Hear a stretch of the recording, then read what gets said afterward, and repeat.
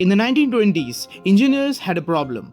Car engines were knocking, a rattling noise caused by fuel burning unevenly. A chemist at General Motors found the fix.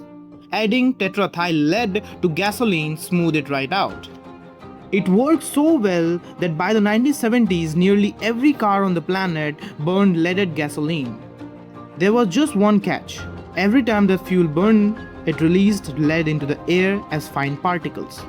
That lead didn't disappear. It settled into city dust, backyard soil, and the lungs of anyone standing nearby, especially kids playing outside. Lead is a neurotoxin. In children, even small amount absorbed into the bloodstream can interfere with brain development. Researchers who traced childhood blood lead levels over decades found something striking. Kids with higher lead exposure scored measurably low on IQ tests later in life. Multiply that across an entire generation of childhood breathing leaded exhaust daily. But here where it gets stranger. Violent crimes in the US was climbing, and climbing fast, peaking in the early 1990s. Some researchers noticed this timing lined up almost perfectly.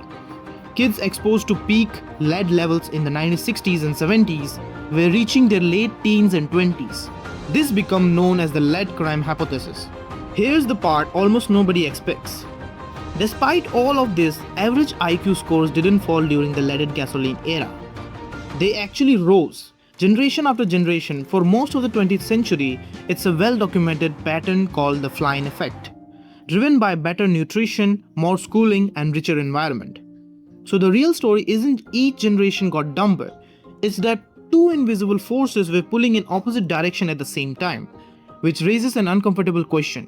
What are we breathing, eating, or using right now that we won't understand the cost for another 50 years? If you found this unsettling as I did, like and subscribe.